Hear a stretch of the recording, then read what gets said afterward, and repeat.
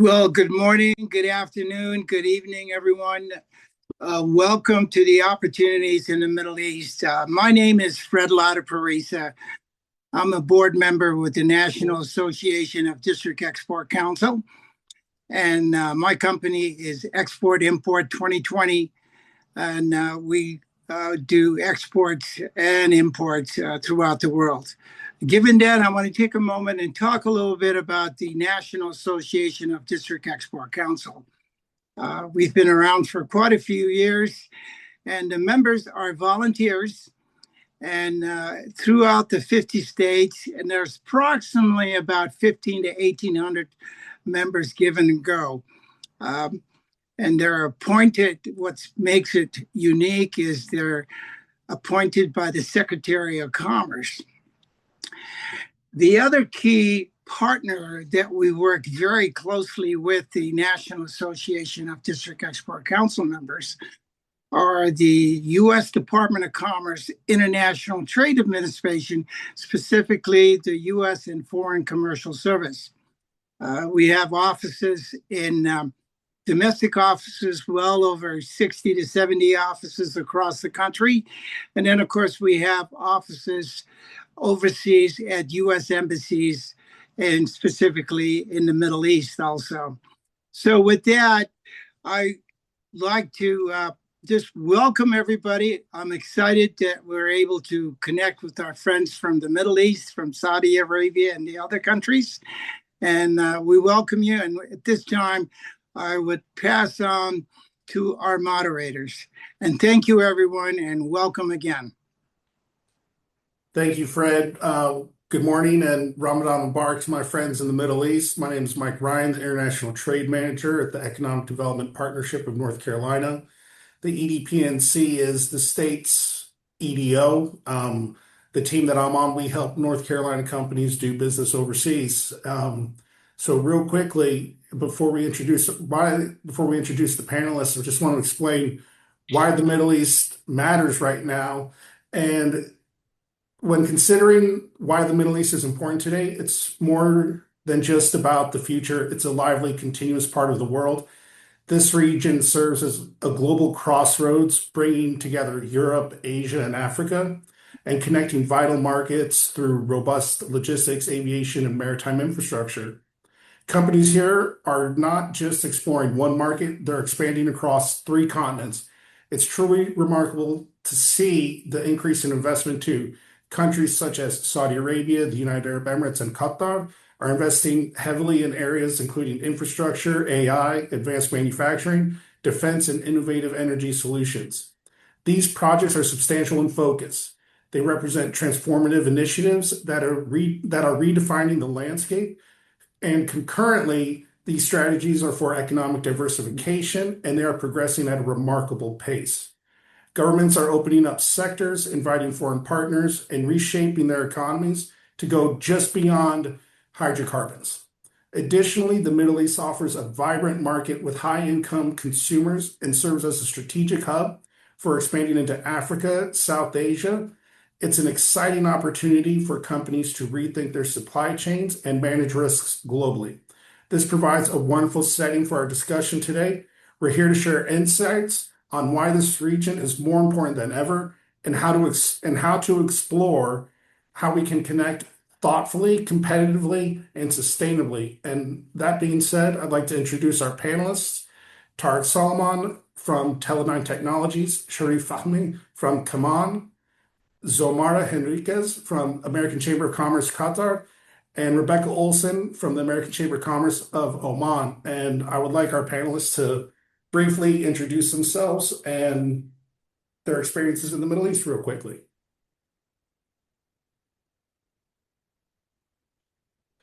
Tarek, let's start with you. Thank you, Mike, and thank you to the EDPNC for the invitation. My name is Tarek Solomon. I am the Regional Managing Director for Middle East, Africa, and Central Asia for Teledyne Technologies. So that's our parent company.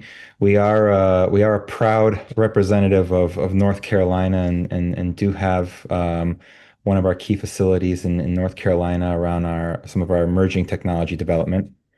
Um, I've been in Saudi Arabia and the GCC for the past 15 years. I took a one-way ticket from Miami outbound.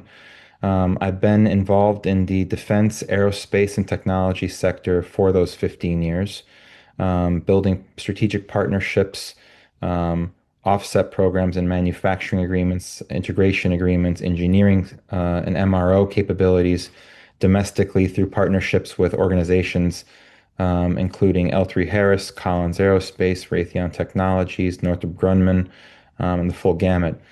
In addition to a lot of the professional work that I do, I was the founding chairman of the American Chamber of Commerce, Saudi Arabia. We're 700 members plus right now. We're across 3 chapters, 13 sector committees, and we advocate for American economic and commercial interests in the kingdom, and we partner with other regional AmShams to magnify our impact in the region. And then I also do a lot of regional security work and human capital development. It's been quite a journey in the Middle East, and I look forward to speaking with everybody today about the opportunities in Saudi Arabia. And it's a pleasure. Thank you. Sharif? Yeah, I'll echo Tarek's thanks for having me on, and we'll follow by just a quick introduction and really want to spend the time getting to field some questions from everybody on the call today. But I'm Sharif Fahmy, retired from the United States Air Force, served for 23 years, and the last 5 years of those were out of the U.S. Embassy here in Abu Dhabi. And so, similar to a lot of us, we initially came here for a 2-year assignment, and here it is. This was back in 2008, so I've been in the region now for over 16 years. Been a long-term contributor to the business community here. So as soon as I retired from the Air Force back in 2013, I was the CEO of the Dubai Air Show, helped kind of bring all the different aerospace and defense companies through the Dubai Air Show venue. If any of you attended that, you'll know how big that is. Did that for a few years, 2013 and 15, and then kind of ended up working for a local Emirati family office. And so got very versed on how to work locally here, supporting family growth, Emirati family growth in our industry. Served for a couple of years as an advisor within the Ministry of Defense here in UAE, and then joined Kaman about 5 years ago. Kaman is headquartered out of Bloomfield, Connecticut, and we do a lot of work in the aerospace and defense industry, fusing in sensors, helicopters, and drones. So it's been an amazing journey. I've supported the business community through involvement with the American Chamber of Commerce. I chaired it for many years and took some time off during COVID, but came back on about 2 years ago, and I serve as a member at large for the American Chamber of Commerce here in Abu Dhabi. So looking forward to the conversation today, and looking forward to staying in touch with anybody who needs boots on the ground in UAE while they're looking at the business opportunities here in the Middle East. Over to you. Thanks, Sharif. Zomara?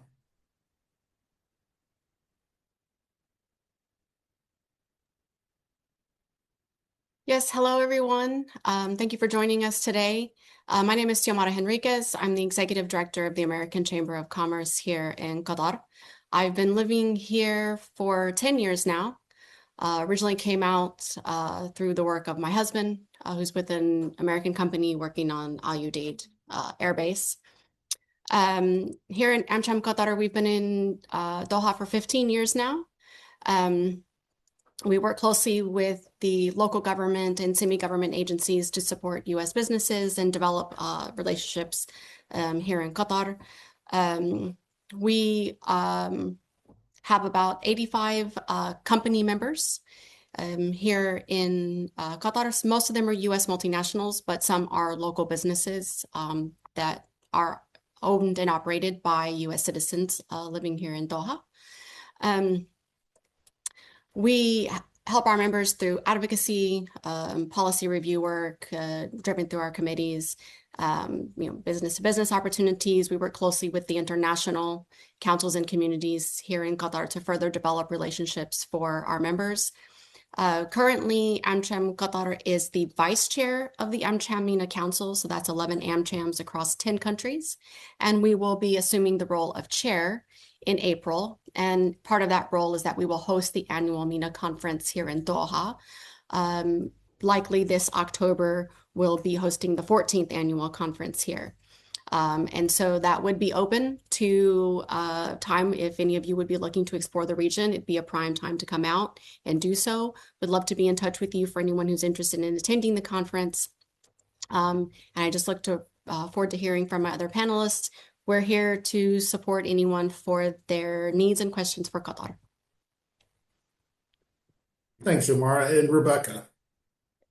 Thanks, Mike. So I am Rebecca Olson. I'm the CEO of AmCham Oman, which same as Qatar, we're the American Chamber here.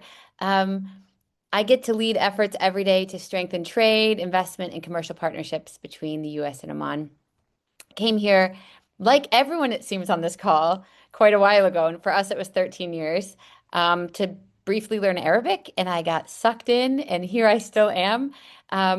Oman does that to many people. I'm originally from Rochester, New York, and Boston, Massachusetts. So my background is more technology and nonprofit leadership. But here I am with the AmCham. We are 23 years old. We love to help companies that are entering the region, but specifically Oman, especially under the U.S. Oman Free Trade Agreement. So your products can be exported here duty-free. Some of our companies have taken a lot of advantage of that, and certain sectors have really taken off since the Free Trade Agreement was signed in 2009. Also, just Oman's a really special place, which I hope I get to share more about later. A big part of my work, similar to Xiomara, is helping companies as kind of a landing pad.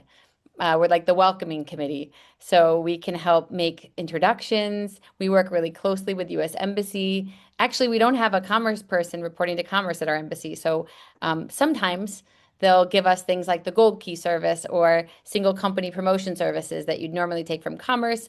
We do those, and we get to introduce incoming U.S. companies to our 320 members. That's most of, we'll get more into it later, but I think it's worth mentioning that Oman's Vision 2040, it's 10 years behind some of the other visions on this call that will, Vision 2030 across the board. But there's a lot of exciting things happening in space, also AI, everything you said earlier, Mike, on advanced manufacturing and computing and all sorts of things. Here in Oman too, just a little bit of a smaller population, smaller version. So thank you for having me. Looking forward to the conversation. Thanks, Rebecca. And real quickly, for the people attending, I didn't think about this when I was inviting my friends, but everyone on the panel has AmCham experience. So it's going to be a really good discussion today. Real quickly, to get the ball rolling. And Rebecca, let's start with you.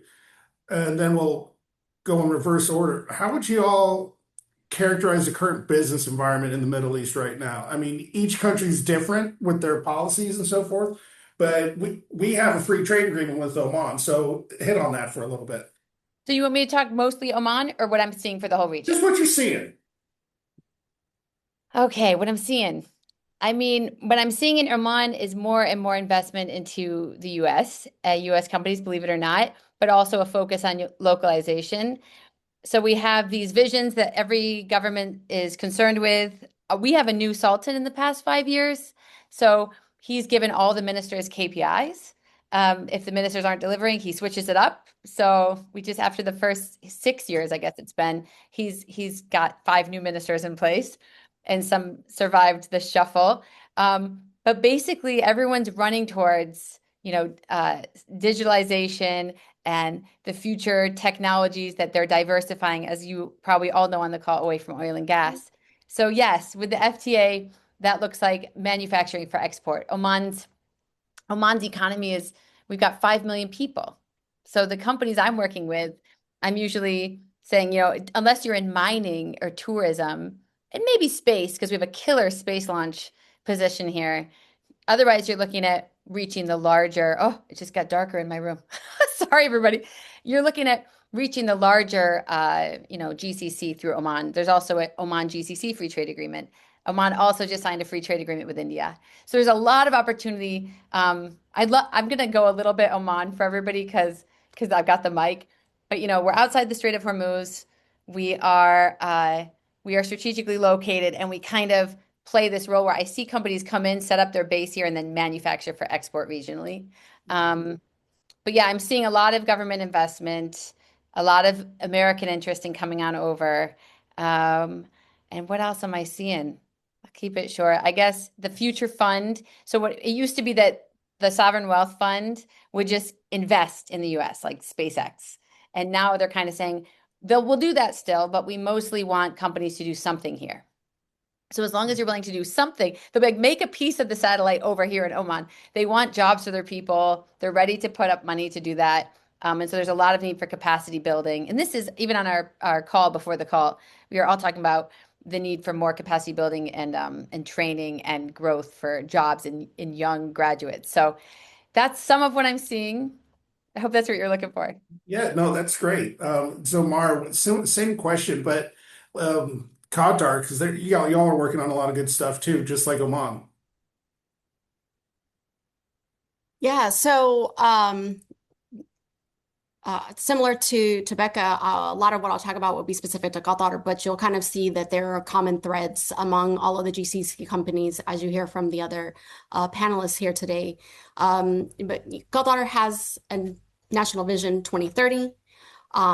They are very much on task for that. And so the environment here is very stable. It has highly predictable entry points. A lot of the ecosystem is built around international businesses for aviation, logistics, energy. Data centers are here. We have 7 US universities. So when you talk about capacity building, access to top talent for employment, we have Arkansas State, Georgetown, Northwestern, VCU Arts, Carnegie Mellon, Will Cornell, and Texas A&M University. And so you can see how all of those cover diverse areas from journalism, arts, engineering, business, medicine.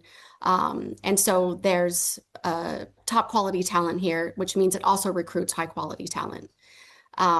There is a strong alignment with US firms from standards, certification frameworks.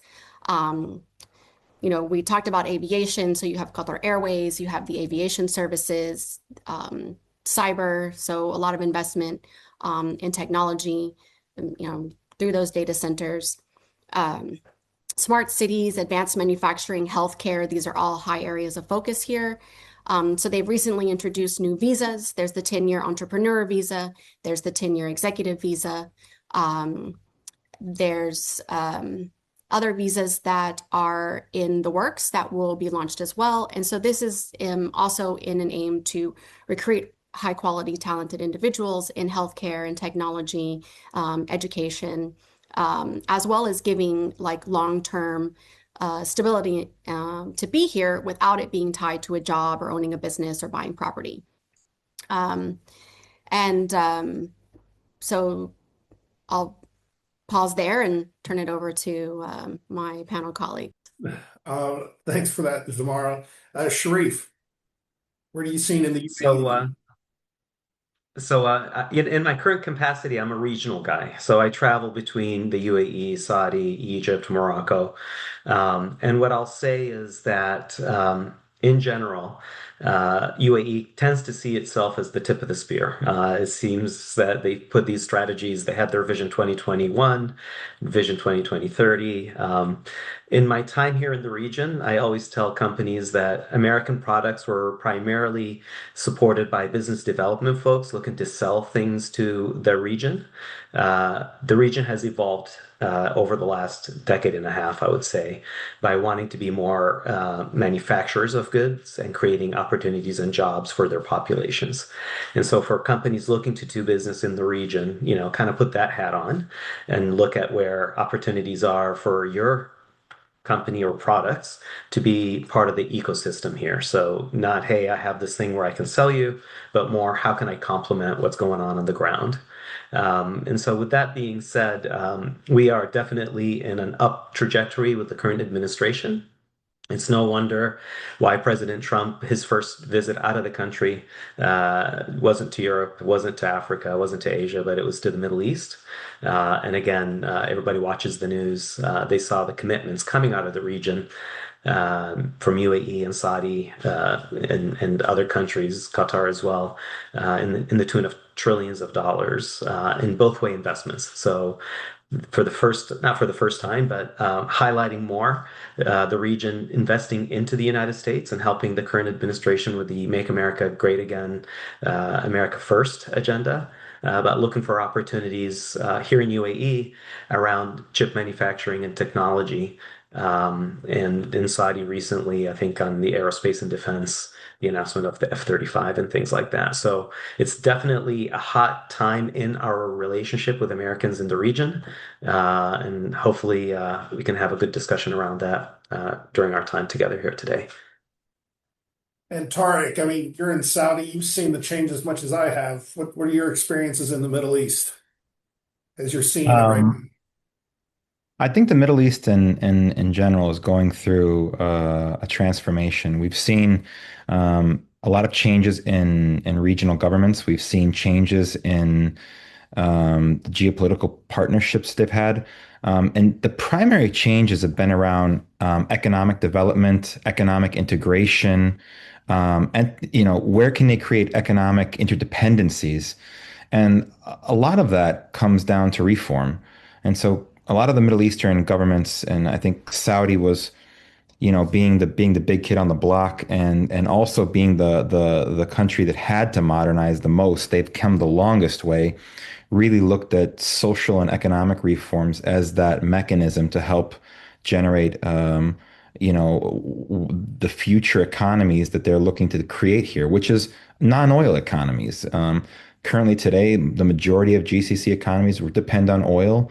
Still in Saudi, it's about 72% of spending comes from oil.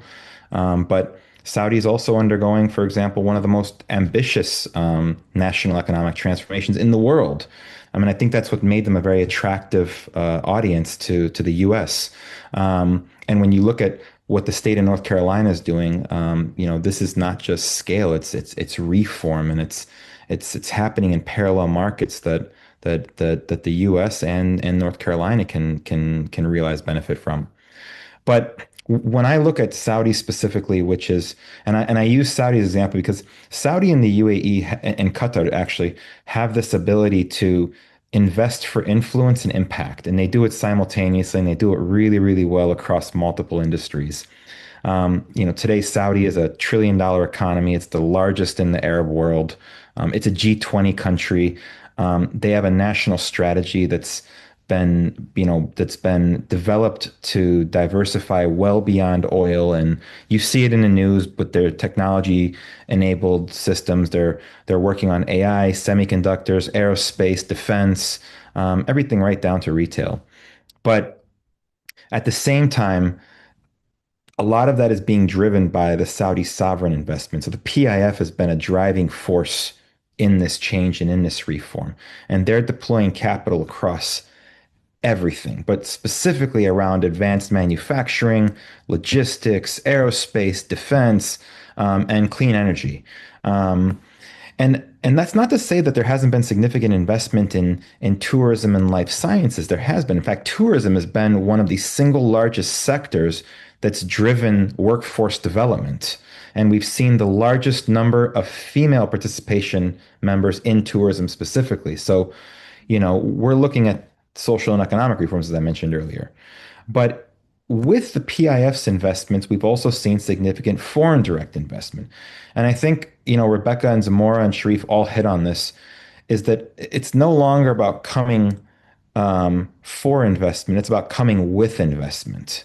And it's about partnering. It's about, when we talk about partnerships in the region, the U.S. has had its ebbs and flows, but at the end of the day, it's a Catholic marriage where, no one's going anywhere. And if you look at the anchor institutions in the region, it is American multinationals that built a lot of the region and are still present today in a lot of the region. What our goal is with many of these AmShams and within our own businesses is how do we find space and how do we bring in SMEs? Because still till today, one of the US's top exports is innovation and education, and we see a large place for that. And so what I wanted to kind of what I'll close with and what I want to leave you with is a little bit of where, from a private sector perspective, where some strategic areas are that we see in the region, and that's around advanced manufacturing and aerospace. That's around logistics and supply chain infrastructure. And logistics and supply chain goes well beyond the economic into the geopolitical because you've got IMEC, which is the India and Middle East Economic Belt Road Initiative, and then you've got the Chinese Belt and Road Initiative. All of that is going to be serviced in one way or the other by the private sector that's operating in the region. And it'll impact in any country you choose to set up in or all the countries you choose to set up in. And then lastly, which is one of the most important, is digital and AI architecture. Saudi Arabia specifically is investing heavily in data, compute, smart cities. Just because NEOM scaled back doesn't mean NEOM is over. They're just reprioritizing. But I look forward to chatting with you guys today about it. The main area that I want to focus on with you is how to partner and how to evaluate opportunities in the region. That is probably the single most important piece of information that we can share with you, because you'll hear about significant opportunities, but you have choices when you want to partner also, and we want to make sure that you're understanding what tools and mechanisms you have to be able to engage effectively in the Middle East. So thank you, Mike, for putting this together and for the group, and I look forward to having a good dialogue. Yeah, and so real quickly, I'm sensing for the audience, like the common themes, it's relationship driven now. It's no longer you can bring a suitcase full of money and drop it off, and it's like, all right, we got business. But also, Tarek, real quickly, Saudi Arabia is the largest export market for North Carolina and the Middle East. So you got that going for you. Yeah. Followed by the UAE, Qatar, Bahrain, Oman, and then Kuwait. So you're beating Kuwait, Rebecca.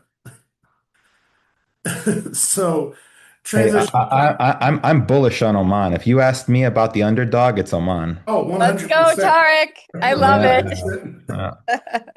So Tarek, well, everybody brought up some really good points, and I want to transition. Tarek, will lead with you. What are some of the optimal strategies that small and large companies what do they need to consider to be successful, and what are some pitfalls? And I want to open the floor to that for everybody, but I want to start with Tarek. Look, from 50,000 feet, I'm going to say that you've got to understand it's a shift in procurement and it's a shift in partnerships. The entire region, but Saudi specifically, has moved away from this transactional procurement model.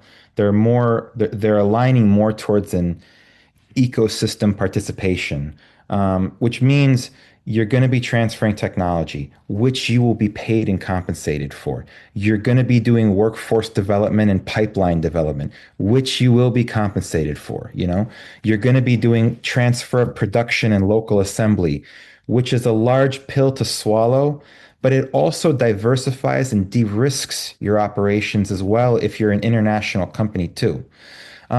And you're going to be developing these long-term sustainable partnerships. And the one thing I can say about partnerships is there's not a one-size-fits-all. And I was on a panel and during the World Defense Show last week at the Canadians, and somebody brought up something really interesting, and it was a very, very large Canadian defense firm, and they said, when we came in, we were told to partner with someone because it would help us. But in hindsight, we should have partnered with somebody that brings value to what we do. And I think that's a really important message to walk away from, because when you do come over here, you're going to be guided, you're going to be instructed. Sometimes you might even be directed, but you want to be really careful about how you partner, and you want to look for the value that your partner is bringing. And that's a really important message that I try and always communicate and disseminate amongst folks that are considering the region. And again, this is something you'd be doing anywhere you go in the world, but here it matters more because culturally, it's still a tribal society at the end of the day. This is all relational. So, And let's stick with defense real quickly. Sharif, with your experiences at Command, same question. Like, what are some strategies that you've used to be successful and how to avoid the pitfalls? Thanks, Mike, for the question. And what I would say is that a lot of OEMs often end up wanting to commit to the region because of offset commitments due to, contracts, being successful in attaining a contract. What I would say is that, the region continues to evolve and there's more regulation around how to execute that. So similar to what Tarek. Oh, Sharif. All right. Well, real quickly. So Sharif's frozen. So Rebecca and Zamara, going by what Tarek said, what's the criteria that you think companies should seek in a partner within the region? Xiomara, I'm mortified to say that my computer's going to die, so I'm going to plug it in. You go first.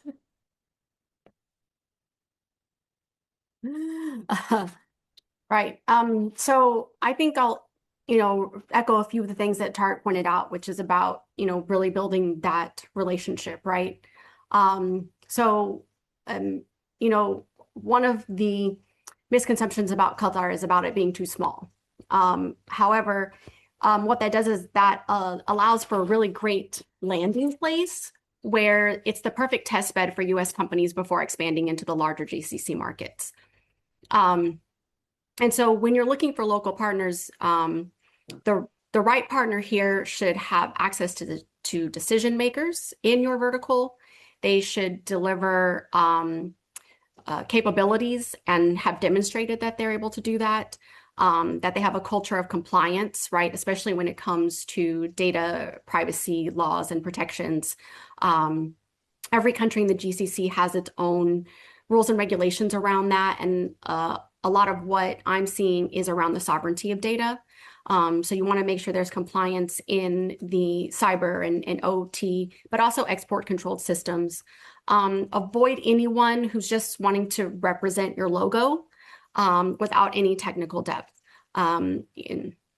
So, these are things that you want to consider, but also know that the government's not your only buyer, right? Your private and semi-private operators can often move faster and be your first customers, especially if, in the SME space.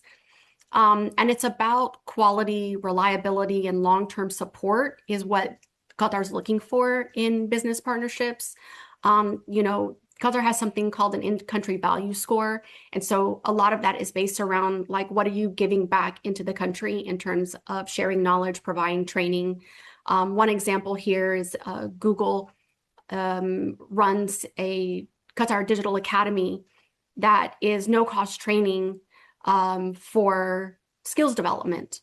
And this was one of the partnership requirements. Even oil and gas industry has research-based facilities that is part of their commitments with Qatar Energy. So it's important for them that companies are not only giving back economically, right? Mike talked about the coming here to get money, making money, and then taking their money is a thing of the past. So not only do they want to see that you're building a long-term partnership, but they want to see that you're investing in the human capital.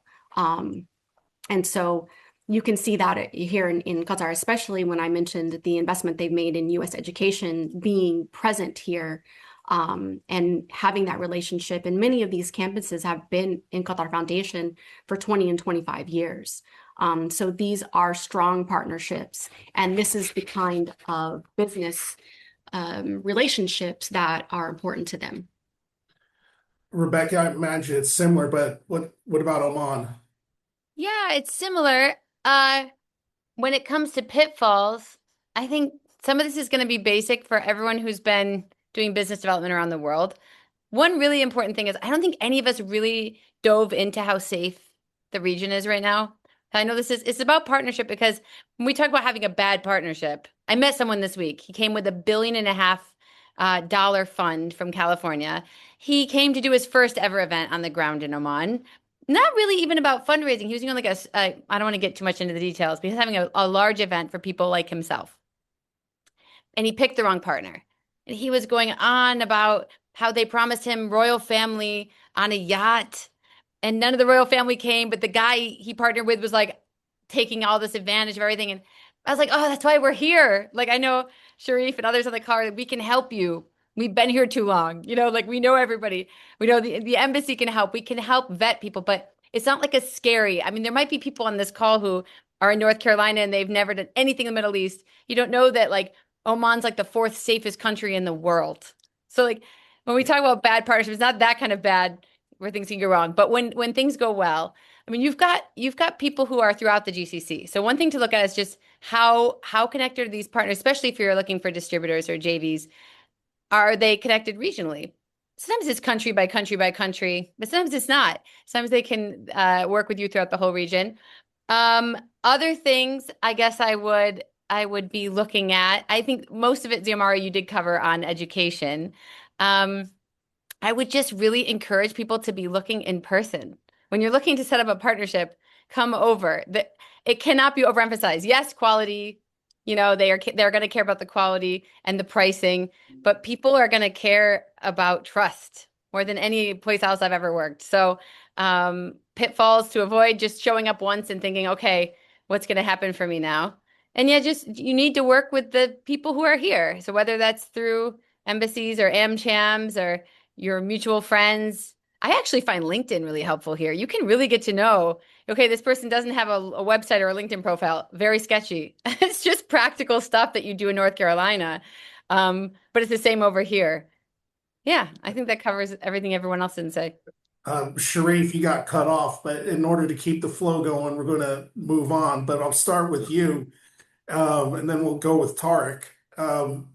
Within your experience, what should companies that are entering the market, like brand new to the market, whether they're from North Carolina, Connecticut, Florida, wherever, what's the time frame that they can anticipate to start seeing results, positive results, not negative results? Right, right. And so I often tell people this is a long-term relationship. And so come in with the understanding that you have to crawl, walk before you start running. And so do your homework before coming in. Understand what your product or what your business can offer to complement the community. And then, realize that, at the end of the day, there might be some really deep pockets here, but small populations. UAE is 10 million strong with only 1 million Emiratis that are native to their own land. You heard Rebecca say 6 million in Oman. Qatar even smaller. Qatar is, I think, 1 million with 300,000 in population, and I can be corrected on those numbers. The bigger market is really Saudi Arabia. They have a much larger population, and Tarek again can probably touch on that a little bit more. But in Saudi Arabia, Vision 2030 is in full effect, and in Saudi Arabia, they've committed to hosting the World Expo in 2030, and then the World Cup in 2034. And so where people were really focused on these NEOM and big projects, I think some of the pause on the bigger projects is so that they can deliver on the near post versus the far post, but still sticking to having a long-term vision, and especially around tourism. And so I know here in UAE specifically, they've decided that tourism is going to be an area where they want to really grow. And so they have in Abu Dhabi 2 islands. One is called Saadiyat, where it's a cultural district area. Where they have opened up the Louvre a few years back. But this year they've opened up additional things, a museum from Japan called the Creative Lab Experience, a national history museum. So if you go to the Smithsonian's in Washington, D.C., and you see all the dinosaurs, a lot of American influence in the one that's built here, and it's done extremely well and professionally. and then their local Sheikh Zayed Museum. But really, the reason I'm highlighting that is the Guggenheim is about to open as well here in Abu Dhabi.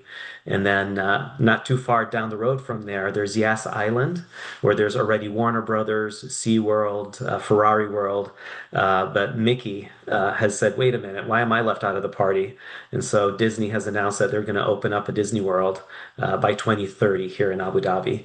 And so, piggybacking on Rebecca's comment about safety in the region, they have so much invested in wanting to make sure that the region continues to be safe for families to even want to now come and spend time, spend their money here, and feel safe in the region. And so I think, we're seeing a shift in the history of the Middle East, and where, at least from the United States perspective, post 9/11, there's always fear that this part of the world is always under war and conflict. But I think they've decided this is our home, this is our neighborhood. We need to really look at peace, and we need to kind of invest in building things that could be sustainable long term. And so I'll pause there and hand it over back to the panel. Maybe they have some additional thoughts they'd like to add on to that question. Yeah, Tarek, let's go with you. Your experience with some of the companies, I'll even open it up to Zomar and Rebecca. When you've got new companies coming into the region, what are you advising them on, like when they can start seeing results? So, and again, I'm just going to really drill down on this. Saudi Arabia and the GCC is not a quick win export market. Again, relationship. But I'll break it down to you guys by timeline, and I'm generalizing, but the ranges are pretty accurate for Saudi Arabia, because it is a process of positioning partnerships and then credibility. It's not just quality. And so what you can expect in your first 6 months, right, is not going to be revenue driven. It is, as Rebecca and Jamora said, it's access and alignment. So what you're doing is you're mapping the market, you're doing stakeholder engagement plans, you're identifying partners, you're speaking to the embassy, and you're understanding what the regulatory and localization expectations are. What Mike said earlier, you're showing up, all this is building that trust before you develop a sales pipeline. So that's what your first 6 months looks like. You have a really good lawyer in country wherever you're operating, also someone you can lean on. Then when you're looking at that 6 to 18 month period, you're typically beginning to see pilot programs. You're starting to see small scope projects. You're starting to do demonstrations. You're starting to do vendor registrations. God help you if you have to register with Aramco. You better be prepared for that. Okay. You're going through qualification processes. You're doing unsolicited joint proposals with your local partners to help structure the requirements and build, procurement budgets. It's really the proof phase, and that's kind of like the Sahara Desert right there, and that's where many companies make the mistake of thinking progress is too slow. In reality, that's exactly how this durable market is built in the Gulf, and that's something that you really, really want to be watching for. And then, the real traction is when you're at 18 to 36 months, and that's when a large contract or some kind of repeatable or reoccurring revenue happens. That's where your partnership really matures and structures, and that's when you'll start to see real value and you'll understand what happens inside the system. Now, I'll close on saying that the timeline can accelerate.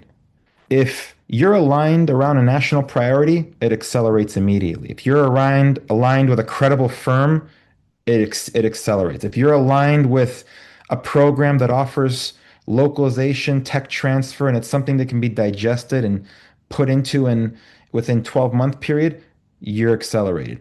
And if you're entering through an existing program vehicle, so for example, it could be a current program, you're accelerating. But you've got to be introduced and you've got to be brought in by trusted intermediaries. So those are generalized. Feel free to push back from the other panelists, but that's what I've seen as a timeline and what you can expect at each stage. Yeah, let's go with Zomar on that one, then we'll hit Rebecca. Yeah, so pretty similar timelines that I would have outlined as Tarek just mentioned, right? That sort of 6 to 9 months, right? Um, you maybe it's the introducing, you have some narrow offers, then you move into maybe some first material orders within 9 to 18 months. Um, but yeah, that sort of 6 to 18 window about all of the things happening. So similarly, we hear things from business as well that it moves slow. But when they're ready to move, they're ready to move. So you always have to be prepared. Have those diligence packets ready with certifications, site references, compliances, your data handling policies, end use statements, export classifications, everything that you need, always have it ready to go. Because when they are saying, let's move, you need to be ready to move or the opportunity gets lost. And so, again, it is about that relationship building. So even if you are, as was mentioned earlier, coming out here for those site visits, right, you should allocate yourself like 7 to 10 days or more if you're going to make a multiple country stop to come out here for that exploration. And, as Becca mentioned, right, this is where we as AmChams, in conjunction, in my case, the relationship I have with the U.S. Embassy here, and we do have a commercial officer, an econ officer, full staffing there. They're real support and partners for us when U.S. business is looking to explore the market. So they are a resource for us in that way. I work very closely with Invest Qatar, which is the FDI arm of the country. And so not only do I work closely with their Doha office, but I work closely with their New York and DC offices as well. And so it is about, getting US business out here to explore the market. And so, this is what we're here to do. I would say I noticed there's a question about the healthcare, health tech, what are some ways that they can start to get going. So some offsets in local. Zomar, Sorry? let's wait till the Q&A to get that question. Okay. Yes. All right. Sorry. No. So I'll just say it in general. Offsets and local content, right? Consider light assembly, training centers, local vendor development to improve in-country value without overbuilding too early, right? These are ways that you can get into market quickly, show your value, build relationships, and then go for the bigger projects that become available. Because by coming out here, establishing an office, that automatically is going to show them that you're committed to building in Qatar, building to the economy, coming out there with your technology, your knowledge, expertise, whatever your area is. And so this is where, again, the private companies become that also quick win, quick entry point, because, when you talk about some of the North Carolina-based companies, right? You can support aviation and logistics through maintenance analytics, safety and inspection technologies, advanced tooling and testing systems, right? So these are ways which you can come in and contribute to growth and partnerships as you're working toward those bigger projects. And quickly by numbers, we are 3.3 million in population, 350,000 Qataris as a national population. So we're slowly growing. But again, that's the sort of the value of Qatar. You can come out here and be a creator rather than having to be a competitor in some of the other markets. And it lets you customize and test before launching into the larger GCC or even the MENA at large. Because one of the biggest pitfalls that I've experienced is that US companies think it's a plug and play. If your product is a square in the US, you think it's a square in the GCC, and it may be a circle. So you need to consider the customization to the region when you're building out your projects and products. Awesome. Now, Rebecca, I'm actually going to change it up a little bit. So this will be a question for you and Sharif. From the GCC standpoint, and we'll again open this up to the rest of the floor, but I want to start with you and Sharif. What are the expectations of local firms when collaborating with U.S. partners? Expectations of local firms. I had all this time to plan my answer, Mike. Start over, get a new one. Expectations when it comes to American. No matter what anybody says, we're not the best at everything in the world. I'm American. I love my country. We're the best at many things. Certain areas, no, but we are really, really, really top when it comes to innovation and technology. And I think there is an understanding still, as much as China's here, China's trying to compete, especially in certain sectors, and we can get into that. But like the expectation when they're working with US companies is that there's going to be this incredible level of professionalism. At least in Oman, they still love working with American companies, which makes it an honor to run AmCham. With their expectations, I think that you're going to show up in person, that you're going to come in and work closely with them. So I've seen companies come over here 15 times. What else do I want to say? I think that they're expecting you to know enough to. This is just because we're on a call. It's very difficult, by the way, not knowing who's here. Because I didn't get to talk about the timeline. Here's something. It's very different depending on your sector. So Oman's heading down the critical minerals mining. We've got stuff in the ground. We don't even know what we have. We're inviting people to come over and say, if you find gold while you're looking for copper, you can have the gold too. There's so much going on.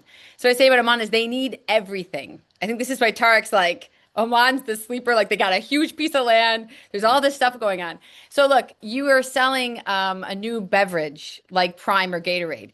Your timeline could be a month. They're like, yeah, we already supply every single hypermarket. Let's just add your product to the rest of our retail stuff. You're in. Versus like, we're doing this huge oil and gas project with our unique technology. We're doing gas flaring. It's going to take a different amount of time. But what do they expect? They expect you to have the best stuff, which is great for us. They expect you to be a little bit expensive compared to the Chinese, who are sometimes offering to build infrastructure for free in all of Africa and the region. One thing that they don't know that you guys should be taking advantage of is Exim.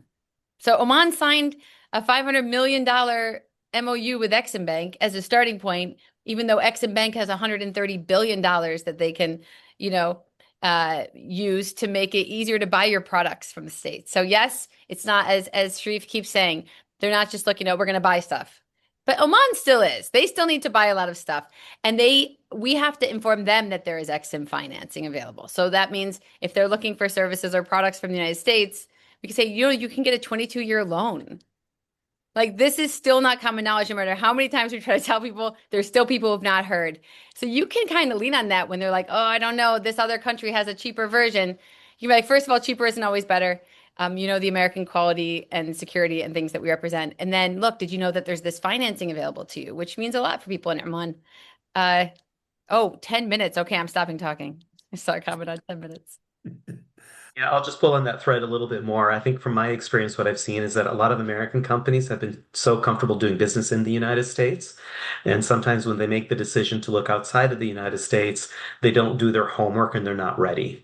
And so sometimes they'll come out here thinking this is great, this is the pot of gold at the end of the rainbow, and actually even maybe lock in a deal and realize that they didn't take the time to get their export license. They didn't get the time to understand what finance channels are available for them to do business in the region. And so I would say if you're really serious, do your homework first. Make sure you have a passport. Only 30% of Americans have passport, but anyway, if you're planning on coming out here to do business, do your homework and understand what it takes as an American to do business. And in UAE, it's a very competitive environment. I think you touched on it. Well, every other nationality is here, and the sources of money continue to shift. Like right now, there's a lot of Ukrainians, for example, that are in UAE because of the conflict that's taken place in their country. And so there's, that kind of money that's taken place here as well. And investment opportunities are different, when it comes to what avenues and resources. So really thank you, Rebecca, for bringing up Exim, because I think a lot of people don't know about Exim, but that's been the Chinese model. Chinese government has really been able to fund projects for Chinese companies to come in here and offer things, where, again, American companies do have the opportunity through Exim and other channels to look for finance opportunities to grow their business. And so, Tarek, I'm not sure what your thoughts are on that. I'm a big fan of XM. I think the Saudis haven't had the opportunity to use it as much as they should. But just to Mike's question real quick, on the back of what Rebecca and Sharif were saying, is just that I think they expect American companies to come with decision-making authority. They expect delays and they expect a longer evaluation process, but they also expect you to push it through for them. I think everything else was covered pretty well. So I want to open the floor, but Bilal had a question, and I want to open it up to the floor. How do you see the healthcare market in joint participation with local conferences, knowing that a company is probably about 10 people and it can take 12 to 18 months? What support can a small healthcare company in the region expect? Can I start real quick with Yes, something? you may. I had an experience of trying to bring a top US medical company, much bigger than 10 people, in, and someone tried to tell them, you can't come in here without a local partner. And this person was from my board. So I was like, what in the world? Are they just trying to get some business because they want to work with this top company, or is it true? And it kind of had me panicked for about 3 days. And then someone sent me a circular from the government. You must have not just a local partner in Oman. They have to be an Omani national. Now, I've been trying to make Oman look really cool on this call compared to all these giant countries next to us. This wasn't a great look. At the same time, at least they're being really clear. You want to come in and sell anything in health, you have to have 100% Omani national with you. The good news is Oman is very accessible. So you can meet the undersecretary, meet the minister. You can go meet the top person of the biggest pharma company who can open every door. So it's kind of like you impress the right partner. They take you into their, under their wing. And then it's quite, I'll let the others speak, but this is my quick point is if you want to try what Xiomara was saying about a smaller market and test it out, we're the most accessible. You come for 3 days, I can be like, okay, meet all these excellencies and the CEO of this big pharma company. But you must work with them or one of the other, probably 4, to have your foot in the door. And otherwise, you really can't sell. All right. Xiomara, let's go. Yes. So for us here, you have the Precision Health Institute, which is under Qatar Foundation, which is a government space. Qatar Foundation is also where not all, 6 of the US universities sit. So Sidra Medicine does have an innovation space. Inside of Qatar Foundation is also the Qatar Science and Technology Park. So that's a great entry point here as a free zone space. So it's the way that it's licensed, the legal structuring, the support that they offer, incentives that run through QSTP, because also embedded in there is the Qatar Research, Development, and Innovation. Plus, Weill Cornell Medicine is one of the universities. And so they are a space of joint participation and cooperation. We have a Qatar Medicare conference. When you're talking about local conferences that are in the health space, we are similar to some of the other countries. It is a highly regulated space. But again, that's why, we're here to help companies navigate. We work closely also with our members who are in the pharma, healthcare providing, and insurance space. So they're also very knowledgeable in navigating the environment. So we can lean on them to offer further guidance. And depending on what you're doing in the health space, you also have the actual free zone. If you do any sort of manufacturing or you're looking to import export, we have the Qatar Financial Center if it's more in a consultancy capacity. And so these are all things that we help companies to navigate in terms of the health space. If you qualify, there are other incentive programs through Qatar Development Bank. The last 3 years, Web Summit's been hosted here, and every year they've announced a fund of funds. So that fund is now up to about 4 billion. And so that 4 billion is distributed by QIA to the Development Bank, to Invest Qatar, to some of the research and development spaces. And among them are 7 venture capitals that operate here, or maybe we're up to 8 now, that have come into market to support development. So if you're a company that's also, looking for funding, there's those spaces, or if you even know someone in your network and you're excited by being on this call and you want to share what you learn, then, this is something that you can pass along to them as well. Thanks, Samara. Then Tarek, and we'll wrap up with Sharif. Okay. I was scrambling to look for some healthcare data because I'm not a healthcare industry specialist, but I do know broadly. But I sent Mike some information that he can share with the group. It's a deck that we recently put together with Euromonitor and the U.S. Chamber of Commerce on the healthcare industry landscape in Saudi Arabia. But what I will say is that um, they do have an ambitious strategy, and their direct sectors that they're looking at in this order is healthcare services, pharmaceutical manufacturers, then healthcare logistics, pharmacy, medical and lab equipment supply, biotech. And these are all cornered around their national key objectives. And really what that is a major sector transformation. But they've got I wish we had more academic and research partnerships and collaboration the way Qatar does, but we do have very strong sector engagement, which are there to enable foreign companies that are coming into the market. Hopefully the deck that I sent over to Mike will be of use to you as well. I'll send that to Heidi so she can distribute it. Sharif?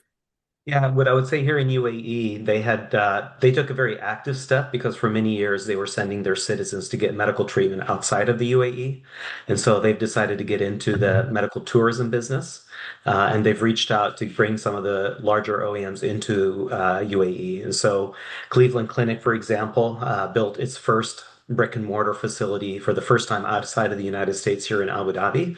And it continues to evolve and become a center of excellence because one of the remits was that, any practitioner, whether it's a nurse, doctor, or technician operating in Cleveland Clinic, Abu Dhabi, needs to have the same certifications and continuity that so that they could practice in Cleveland, Ohio.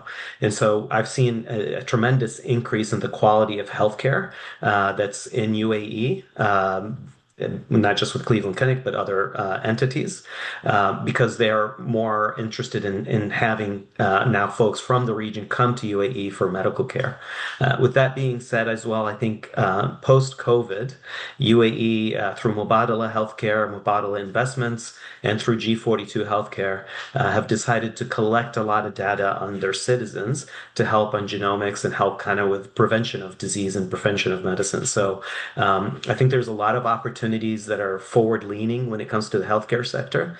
There's investment opportunities as well. And so there's different reports out there that I can share through AmCham Abu Dhabi. We have a lot of our members that's one of our most active actually committees is the healthcare committee because it's really in partnership with Mubadala and other active participants in our business community. So happy to kind of share some of that information with your members and if there's interest in how to plug into that, it's finding basically something that is compatible to what's already happening on the ground. So real quickly, EDPNC, we're going to Qatar in April. So Mara, thank you for all that support. But on a closing note to the panelists and our guests, the Middle East region exhibits remarkable diversity. It is essential to tailor strategies for each individual country, of course.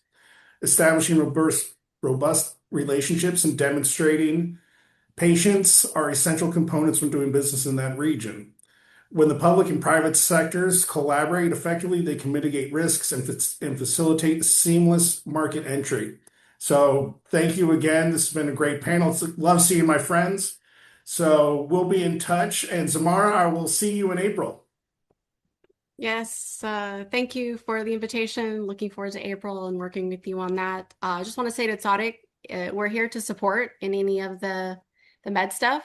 So feel free to reach out. We're here, AmCham to AmCham, always here for our counterparts. Will do. We one region, one AmCham. Thank you guys. One region, Yeah. one voice. One region, one voice. Thanks, Mike. Thank you. Thank you, Mike. Thank you, Bye. Heidi. Yep. Take care.